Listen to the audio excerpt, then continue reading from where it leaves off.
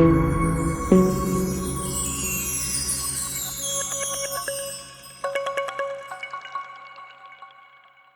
Friends, मैं मोहम्मद वली Iftikhar advocate आपको स्वागत करता हूँ, खैर मकदम करता हूँ, वेलकम करता हूँ अपने यूट्यूब चैनल द लीगल यात्रा ग्लोबल में।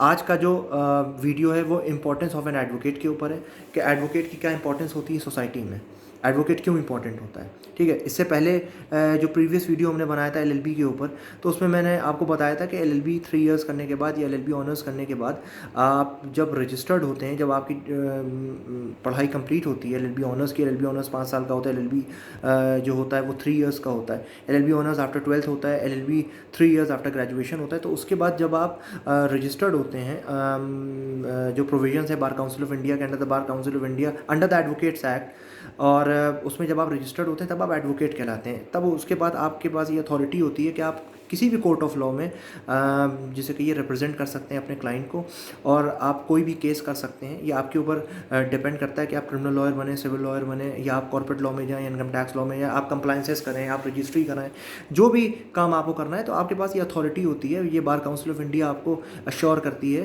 कि आपके पास प्रैक्टिस करने की अथॉरिटी है। उसके बाद ऑल इंडिया बार एग्जामिनेशन का भी ऑल AIB का एग्ज़ाम आपको क्वालिफाई करना पड़ता है, जिसके बाद आपको सर्टिफिकेट ऑफ प्रैक्टिस मिलता है। ये सारी चीज़ें हैं, लेकिन जब आप रजिस्टर्ड हो गए तब आप एडवोकेट हो गए। अब यहाँ पे जो मुझे बात करनी है वो है importance of an advocate. Advocate की इंपॉर्टेंस क्यों है, एडवोकेट की इंपॉर्टेंस सोसाइटी में क्यों है। एडवोकेट का जो सबसे बड़ी बात यह है कि एडवोकेट अपने क्लाइंट को रिप्रेजेंट करता है before the courts of law.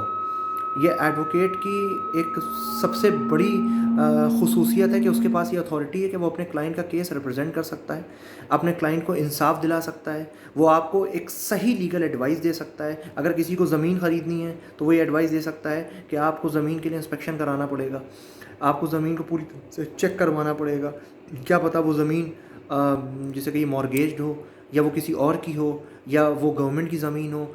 अगर आपको इनकम टैक्स के रिटर्न्स भी फाइल कराने तो उसमें भी एडवोकेट आपको राय देगा। अगर आपको कंपनी रजिस्टर करानी है उसमें भी आपको एक एडवोकेट राय देगा, वो राय दे सकता है, उसके पास ये अथॉरिटी है।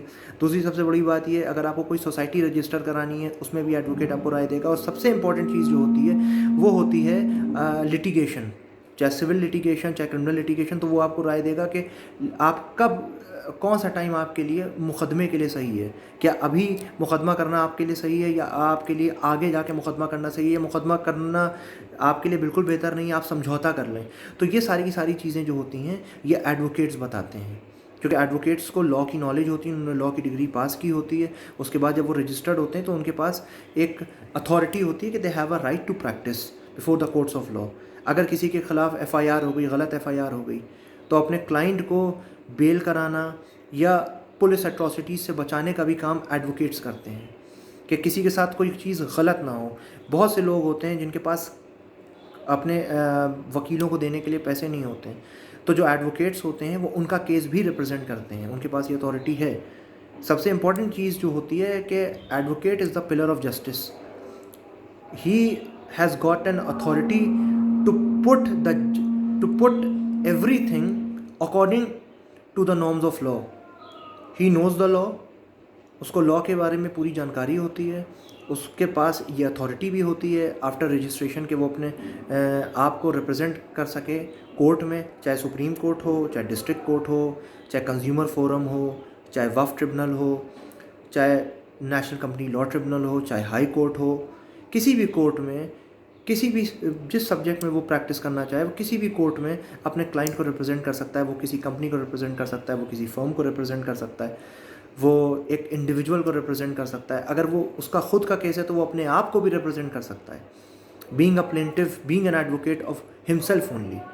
तो ये एक बहुत बड़ी बात है। तो जो एडवोकेट्स होते हैं, अकॉर्डिंग टू रस्को बाउंड, उनको रस्को बाउंड ने, वो was a great jurisprudential expert, jurisprudence के बहुत ज़बरदस्त एक्सपर्ट थे, and he was also a jurist and he has done great things. उन्होंने थ्योरी ऑफ सोशल इंजीनियरिंग दी थी, जिसमें उन्होंने एडवोकेट्स को सोशल इंजीनियर बनाया था। सोशल इंजीनियर एडवोकेट्स को इसलिए कहा जाता है क्योंकि वो सोसाइटी को इंजीनियर करते हैं, वो सोसाइटी के बारे में पढ़ते हैं, वो चीज़ों के बारे में पढ़ते हैं, उनको पॉलिटिकल साइंस का कॉन्सेप्ट होता है, उनको सोशोलॉजी का कॉन्सेप्ट होता है, वो हिस्ट्री पढ़ के आते हैं। तो बहुत सी चीज़ें, ये सारी की सारी जो ह्यूमन साइंसेज हैं, जो ह्यूमैनिटीज़ की विंग है, ये लॉ से बहुत ज़्यादा कनेक्टेड है। दे आर द लॉ इनसे ही जनरेट होके निकला है, डेवलप हुआ है। तो ये सारी की सारी चीज़ें बताती हैं कि ह्यूमन लाइफ कैसे जी जाती है, और उसी का कोडिफाइड फॉर्म लॉ होता है। लॉ फिलॉसफी में भी डिवाइडेड है, लॉ कोडिफाइड फॉर्म में भी डिवाइडेड है। अगर फिलॉसफी की बात करें तो जैसे कि इंटरप्रिटेशन ऑफ स्टैट्यूट्स की अगर हम बात करते हैं कि स्टैट्यूट्स को कैसे इंटरप्रेट किया जाता है, सबसे बड़ी फिलॉसफी जो है वो जूरिस्प्रूडेंस है। उसके बाद टॉट की फ़िलॉसफी है, they are not codified laws, but ये फ़िलॉसफी है जिसकी बेसिस के ऊपर लॉज कोडिफाइड किए जाते हैं।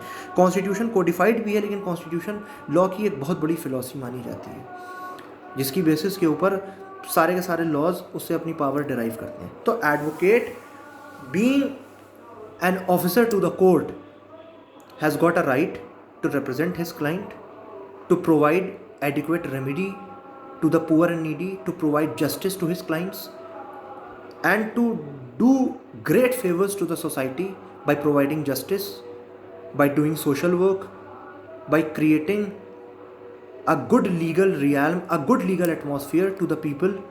क्योंकि सबसे इंपॉर्टेंट चीज़ ये होती है, क़ानून बनाए जाते हैं लोगों के वेलफेयर के लिए। अगर ये लॉज लोगों के वेलफेयर के लिए नहीं होंगे तो सोसाइटी में रहना मुश्किल हो जाएगा। वो एक सोसाइटी एक एनार्की के फॉर्म में डेवलप हो जाएगी, ओलिगार्की के फॉर्म में डेवलप हो जाएगी, तो एक टोटलिटेरियन अथॉरिटेटिव रिजीम आ जाएगा। तो एडवोकेट इन सारी की सारी चीज़ों से लोगों को बचाता है, उनको सेफगार्ड करता है, उनके राइट्स को सेफगार्ड करता है। सबसे इंपॉर्टेंट चीज़ जो एडवोकेट की होती है वो अपने क्लाइंट के इंटरेस्ट को सेफगार्ड करना, उसको एडिक्वेट रेमेडी दिलाना, उसको जस्टिस प्रोवाइड कराना, एंड जो सब the most important thing to provide remedy an adequate remedy and speedy justice to the poor and needy. This is the most fundamental element in life of an advocate. अगर किसी client के पास पैसे नहीं है तो advocate की जिम्मेदारी बनती है कि वो अपने क्लाइंट को रिप्रेजेंट करे और जस्टिस इंश्योर करे उसके लिए, क्योंकि सबसे इंपॉर्टेंट चीज़ जस्टिस इंश्योर करना है। And being an officer of the court, ये एक जिम्मेदारी बनती है हर एक एडवोकेट की कि वो अपने क्लाइंट को प्रॉपर्ली रिप्रेजेंट करे और उसको जस्टिस प्रोवाइड कराए।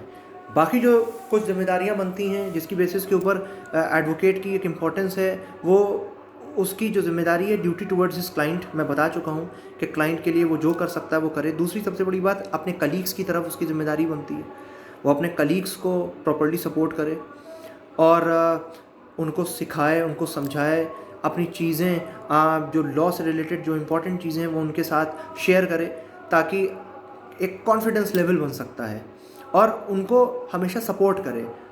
ठीक है, उसके बाद जो जिम्मेदारी बनती है वो कोर्ट की तरफ बनती है।